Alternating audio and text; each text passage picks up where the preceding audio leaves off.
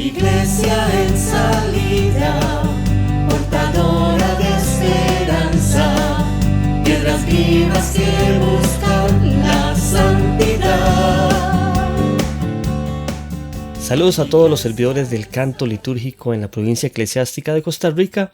Soy José Martín Calderón y quisiera compartir con ustedes la reflexión y análisis del documento Instrucción para los animadores del canto litúrgico, el cual fue emitido por la Comisión Nacional de Liturgia de Costa Rica el 22 de noviembre de 2015. Es un documento muy importante para todos aquellos que queremos dar un servicio adecuado, un servicio que nos guíe a la santidad en nuestras comunidades, en nuestras parroquias. Así que sin más, vamos con la primera parte del documento, que es la introducción. En la introducción, la Comisión Nacional de Liturgia nos expone lo que indica la Carta Apostólica Spiritus et Responsa del Papa Juan Pablo II, y dice que la música en la liturgia tiene como función, como objetivo, por un lado, la santificación de los fieles y por otro lado, la glorificación de Dios. Estos dos objetivos nos ayudan a tener claridad sobre nuestro servicio y a poder responder algunas preguntas que generalmente nos hacemos cuando estamos participando en el canto litúrgico.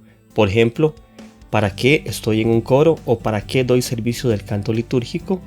¿Realmente mi servicio está contribuyendo a la santificación de los fieles? ¿Realmente mi servicio está permitiendo que la asamblea litúrgica participe de manera activa y consciente? ¿O más bien mi servicio está siendo motivo de distracción y motivo de división en la comunidad? También, ¿mi servicio en el canto litúrgico realmente está glorificando a Dios? ¿O estoy glorificando a otra persona? ¿O me estoy glorificando a mí mismo? La reflexión constante de estos objetivos nos va a ayudar a que nuestro servicio sea un servicio auténtico y que nos lleve a la santidad. El documento también nos presenta en la introducción lo que indica la Sacrosanctum Concilium. La música y el canto en la liturgia son mucho más que una expresión artística. Son verdaderos canales de gracia y también son medios de evangelización. La música y el canto en la liturgia no son un fin en sí mismo, sino que deben contribuir a los dos objetivos vistos anteriormente: la santificación de los fieles y la glorificación de Dios. Posterior a la introducción que hace el documento de la Comisión Nacional de Liturgia, continúa el documento en dos grandes partes. Vamos a ver en este video la primera parte, que se titula Al servicio de la Iglesia. La Iglesia nos enseña que el Espíritu distribuye sus diversos dones. Uno de esos dones es la animación del canto litúrgico, que es a su vez un tesoro que no nos pertenece. El canto litúrgico pertenece a la Iglesia y por tanto debemos respetar lo que nos indica la Iglesia con respecto al canto litúrgico para no desvirtuarlo, para dar un servicio adecuado en nuestras comunidades. El ejercicio de este don implica entonces principios que van más allá de la música. La música juega un rol auxiliar, no es un fin en sí misma. No se hace música por hacer música simplemente en la liturgia, sino que es un medio para el encuentro con Dios. Tiene una función específica en la liturgia y está supeditada a la misma. Por eso el músico y el arte nunca son protagonistas en la liturgia, sino que buscan la glorificación de Dios y la santificación del hombre. Esto hace necesario que tengamos conciencia de que somos servidores y principalmente conciencia de que somos servidores al ejemplo de Jesús. Recordemos aquí el ejemplo que nos da el Señor cuando realiza el lavatorio de los pies a sus discípulos. Somos servidores, tenemos que hacerlo al igual que lo es el Señor. El documento también menciona cuál debe ser el espacio dentro del templo para el servidor del canto litúrgico y nos dice que el coro es miembro de la asamblea litúrgica, por tanto debe colocarse en un espacio cercano a la asamblea litúrgica de manera que pueda orientar y guiar el canto de la asamblea.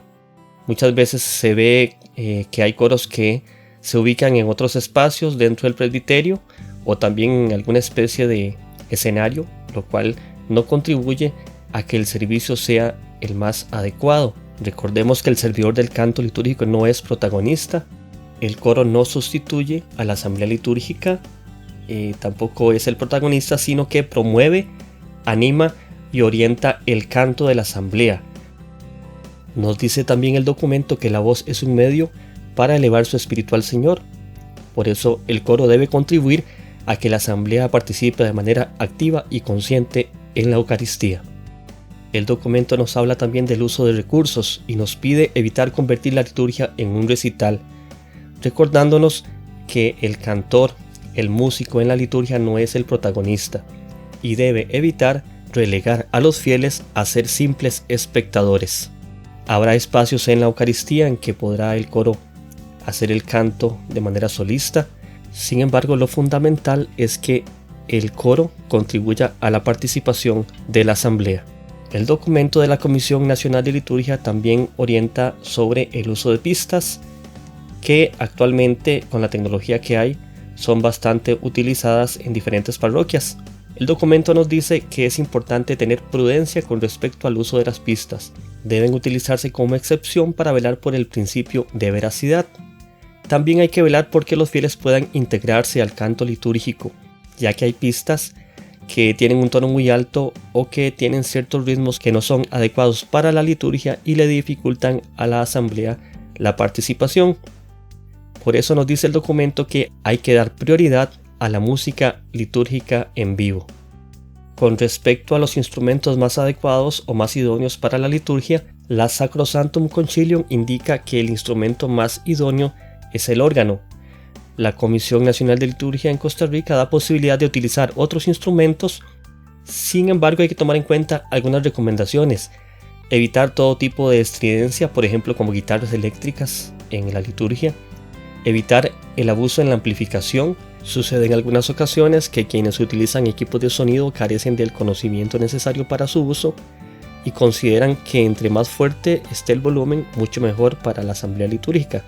Sin embargo, más bien distrae y no contribuye a su desarrollo.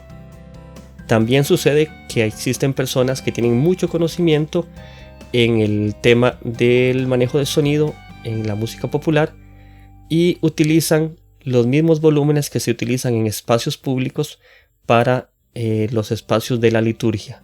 Debe haber un criterio más claro sobre el uso del volumen en la liturgia que tiene como fin motivar el canto en la asamblea, la participación en la asamblea. El volumen nunca puede opacar a la asamblea y nunca puede ser motivo de distracción. Y nos recuerda también el documento que la música acompaña el canto, no lo sustituye. Muchas veces los instrumentos están más fuertes que la misma asamblea cuando participa y se diluye la participación de la asamblea.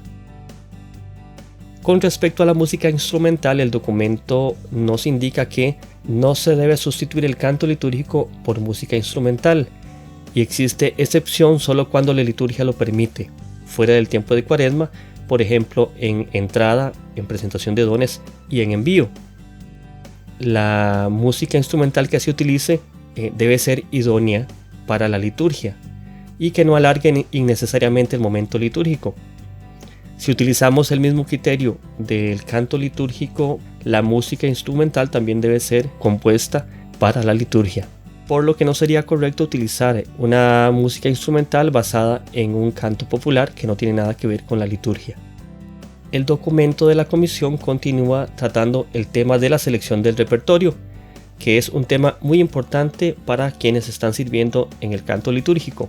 Nos indica el documento que el repertorio se debe coordinar con el presidente de la asamblea litúrgica. Esto quiere decir que previo a la Eucaristía es importante coordinar con el sacerdote sobre el canto litúrgico, mostrarle los cantos que se van a interpretar o incluso mucho mejor semanas antes haber coordinado con el sacerdote sobre los cantos que se van a realizar. Importante que los cantos sean compuestos para la asamblea litúrgica y aprobados por la autoridad competente, que en el caso de nuestro país, en Costa Rica, es la Comisión Nacional de Liturgia. En el repertorio no se utilizarán cantos con temática sentimental o adaptados de melodía popular, lo que se llaman parodias, porque no son hechos para la liturgia. Ningún canto popular puede ser interpretado durante una celebración litúrgica, ya que serían motivo de distracción para la asamblea. El canto litúrgico debe dar unidad a la celebración, por eso debe tener la misma línea temática de la predicación o demás elementos celebrativos. Por eso es importante coordinar con el sacerdote, leer una semana antes las lecturas que se van a realizar en la Eucaristía y buscar los cantos que vayan acordes con esa temática. Esto contribuye también a que su ejecución esté acorde con el momento litúrgico. Por ejemplo, si estamos en tiempo de Cuaresma, lo correcto sería ejecutar cantos relacionados con el tiempo de Cuaresma, y así con cada tiempo litúrgico. El canto debe facilitar la oración, y es de fundamental importancia que el animador del canto se guíe siempre por el magisterio de la Iglesia y no por criterios personales. En este sentido podemos utilizar el ejemplo del semáforo para monitorear cuál es el criterio que estamos teniendo en la selección de nuestro repertorio y en nuestro servicio. El color verde sería cuando nos estamos guiando por el magisterio de la Iglesia y cuando estamos siguiendo las recomendaciones en la selección del repertorio. El color amarillo sería cuando estamos utilizando criterios personales mezclados con el magisterio de la Iglesia y no tenemos claridad en lo que estamos haciendo en nuestro servicio. Y el color rojo sería indicador de que únicamente nos estamos guiando por criterios personales en la selección del repertorio y en los demás aspectos de nuestro servicio a la Iglesia.